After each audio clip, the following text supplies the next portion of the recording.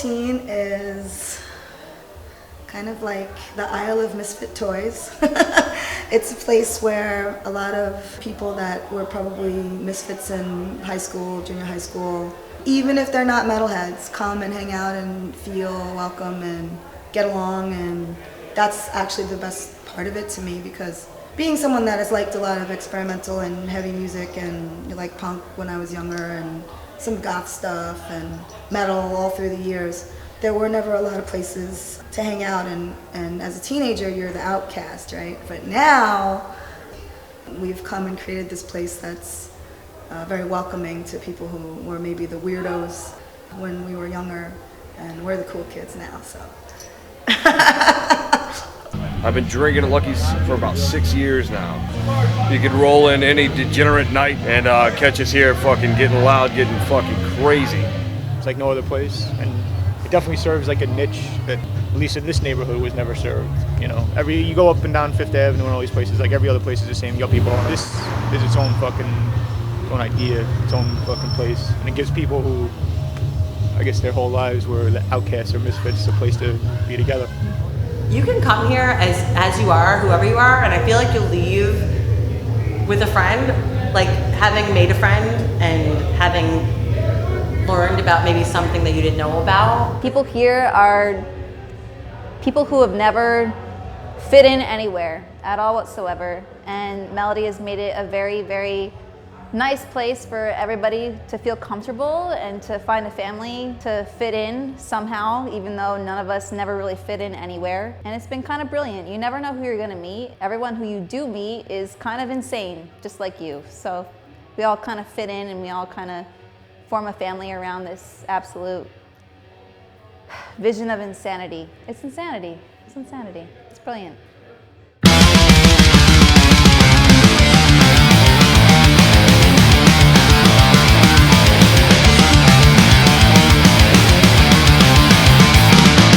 My partner Jeff, who was my actual boyfriend at the time, he was the manager at Webster Hall, and I was bartending. And when I lost my job, he really wanted to talk about the possibility of us opening our own bar. There wasn't many, metal places to hang out, or even rock and roll places where we felt comfortable, or our friends did either, So it was kind of our dream to make this happen for people like us, people into music and kind of the outcasts, I guess, of the norm. So we felt this place was very necessary. That's how it all happened. There was no other place like it. I talked to a lot of people and tried to think of ways to come up with money, and it wasn't that easy. And having no savings and really struggling just to make ends meet, I said, this is impossible.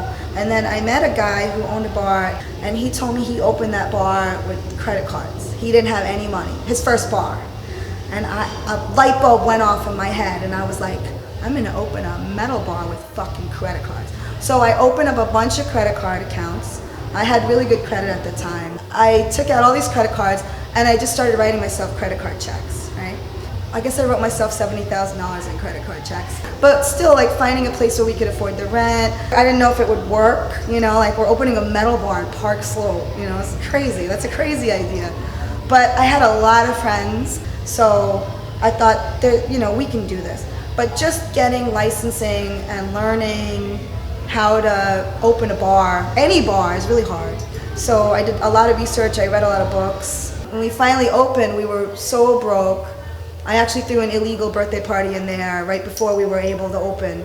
And I had everyone I know bring me bottles of liquor for my birthday, and then I charged them for drinks. And that's how we were able to pay our rent on the space that month, because Jeff had quit his job in order to build the space, and I was trying to pay the rent on the bar space and our apartment on my one job, so it was impossible. So we managed to get through that last few weeks, and then we got our liquor license on Christmas Eve, which was crazy, 2003. It was like the most amazing Christmas, and we opened right before New Year's. And then New Year's Eve, we made all the money we needed to pay our rent on January 1st. It was that close. So it was totally crazy. And at first it was fine, and we didn't have a lot of problems with the neighborhood because it was still shitty over there. There were drug dealers on the block, and we kind of chased them off because we had light and people and loud metalheads and dudes with mohawks, and dancing around out front, and now it's like yuppie crazy over there. Now I have no problem with gentrification. I think it's a good thing. I didn't, worry about walking home late at night. Women felt better coming to the bar by themselves. There's a lot of good things about it. A lot of cool restaurants open. Other bars opened in the neighborhood, and we got spillover and all kind of had, a little help with each other. But they started to call 311 on us all the time. Our next door neighbor called the liquor authority on us and tried to tell them we were serving underage people, which we were not, because I'm really crazy about not doing that. And tried to get us in trouble.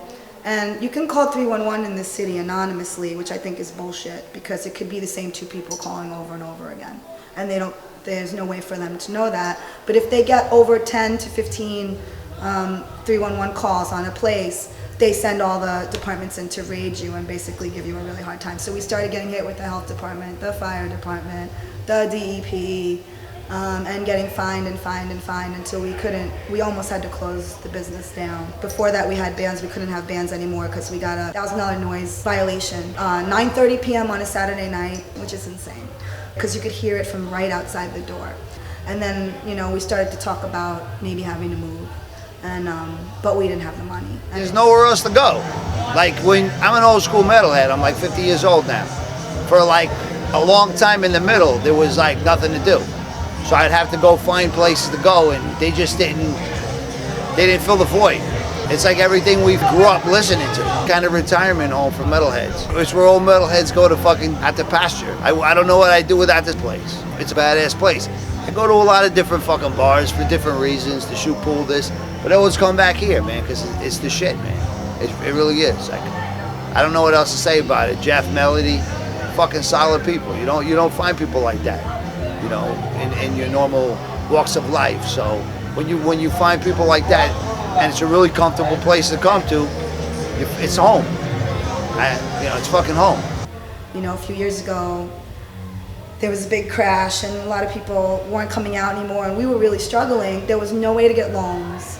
There was no way. It wasn't like I could write credit card checks again. Like, that was done. So I really, for a little while there, I thought we might have to close down, because we weren't making any money over there. We were making enough money to pay the bills, and they say in New York City that's success, right?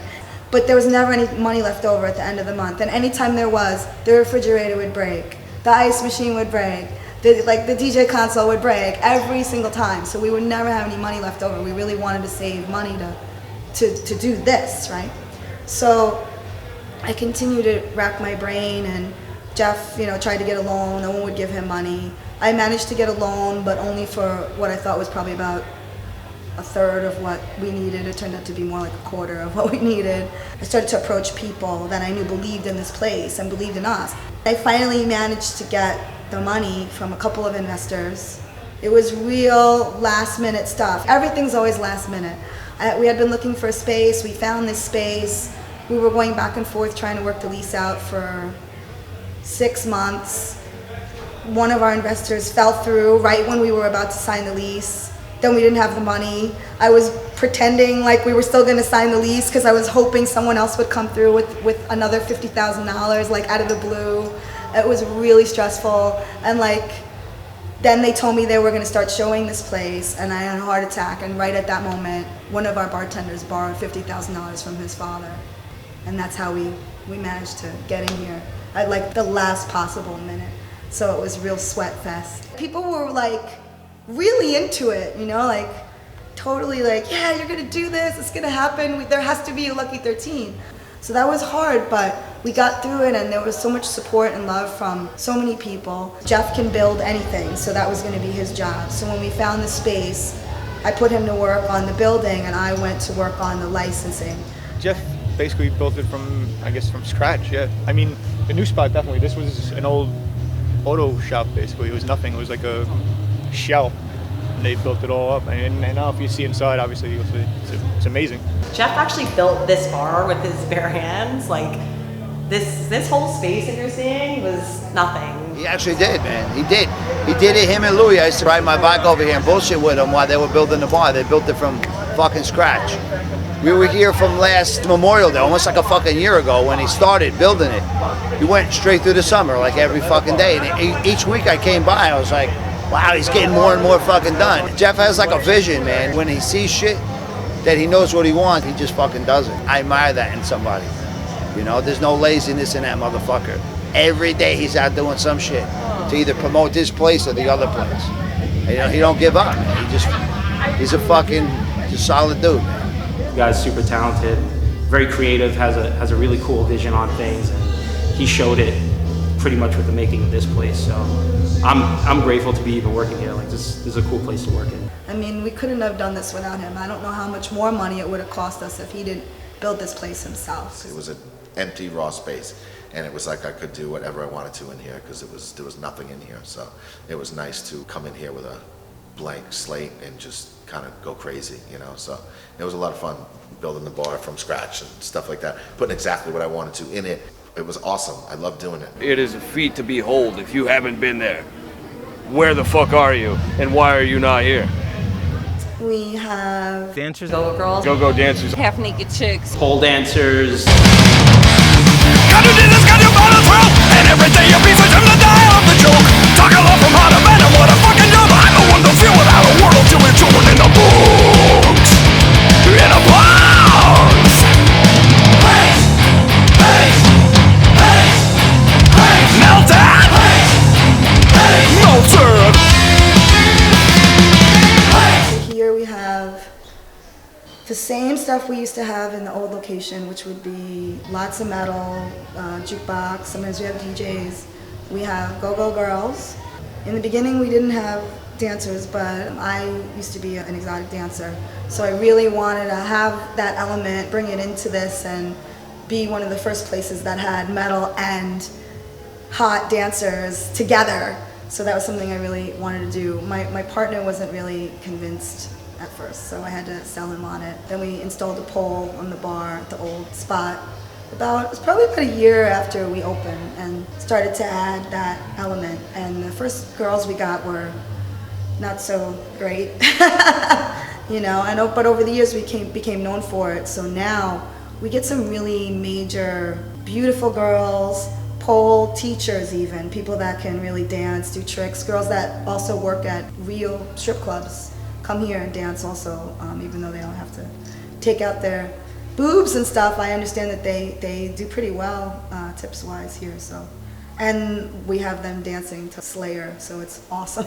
And then we have shows also in the back here. We have shows, so we're having lots of metal, some rock, we've had some punk. We're going to be having some hardcore. That's not my favorite genre of music, but there is a need for a little bit of it, so we're going to have a little bit of that.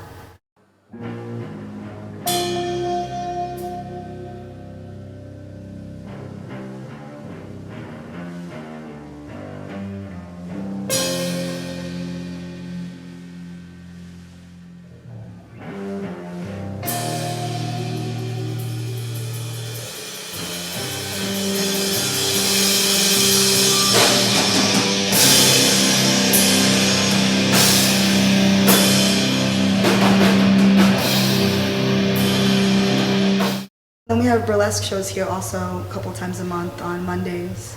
And that's a carryover from the old spot, but now we have a real stage.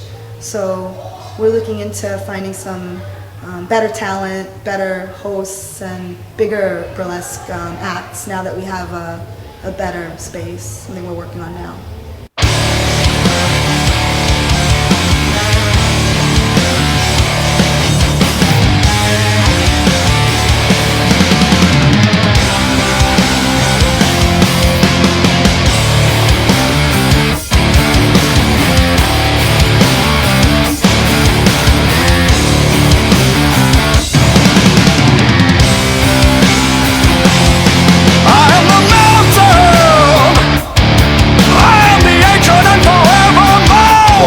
Drinks all night. Got a $6 beer shot special all night long. PBR and a shot of well whiskey. Go and get you some. No matter what you're into, who you are, you'll be able to make friends, have a good time. If you're into heavy, awesome music, and you just want to hang out with a really good group of people, you can have it here. And you know what, everyone here is cool as shit. As long as you're cool as shit, not a douchebag, you're gonna have an awesome time here. Yeah, I mean, You meet your second family for the most part. That's what it comes down to. Everyone here at Lucky 13's is my second family. Like, no matter what, if I'm having a bad day at work, I come to Lucky's. In a matter of a half an hour, my day is done, and I'm just having a good bunch of laughs. There's a lot of good people here. You just come here with an open mind and have a good time, and that's it. That's why you come back. It's an adventure. You have to be open-minded. You need to be ready to come here. You need to be ready to, just to take a walk on your wild side. There's always friends that I bump into. It's a pretty friendly crowd, a common crowd. So you're always bound to bump into someone that you know. There's not too many bars I love going to that often, but this is one of the few places. I mean, I have no complaints about the bars. It's just a fucking awesome place. Greatest fucking horror movies and exploitation playing at all times is pretty awesome. That's the hook for me. These the movies. I'd come here and see some movies on screen and go out and buy them right then, right there. Keep in mind, whenever I try to pitch Lucky 13 to someone who's not familiar with it, I say there's metal, there's really horrible horror movies on, or, random stuff on the television, and there is dancers. But people get the illusion that, maybe this is kind of a place where it's not for everyone. I think that Lucky 13 is great, and that's why I stayed for as long as I did, because I really love the fact that anybody can come and feel welcome. As scary as somebody maybe looks or appears, everyone here wants to be accepted as something, and I think it's really great.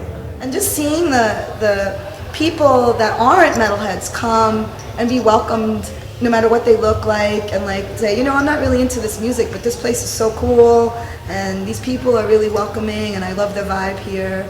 And that's just been great. I love it. I think it's great. I do this as a labor of love. I don't know if it'll ever make me any money. So I still bartend here. Bartending is how I make money here. Maybe one day we'll make money here. I don't know, but that would be cool. But it's definitely a labor of love. When you tell people about it, they're kind of like, I don't know if I should approach it. I don't know if I should go there because it's not my scene. But you find more and more there's a good mixture of metalheads and a good mixture of people who are not really metal. I'm not a metalhead. I don't consider myself a metalhead. All different walks of life and all different age groups. We have 21-year-olds that hang out here that hang out with 50-something-year-olds. You know what I mean? So it's a great mix of people: black, white, Spanish. I mean, it's all different types of people come here, which is great. It's just a welcoming place. It's a fun place to be in. The staff is really cool. The people that work here are awesome. So. I'm really grateful because we have a following that's like a family here. It's like a family in a way that I never expected. Everybody always jumps to conclusion when it comes to a metal bar, but we always keep things safe, and we're always making sure everybody's having a good time and a good experience. One of the things I love is that people feel like they're coming home when they come here. And a lot of people have said that to me, like, this is my home. And that's really special. It's one of the places where I know that I can always come here and I could always hang out with somebody whenever I feel like, I'm bored at home and there's a place I can go to, kind of like Cheers. You never know what's going to happen here. And the moment that you walk in, there's so much going on.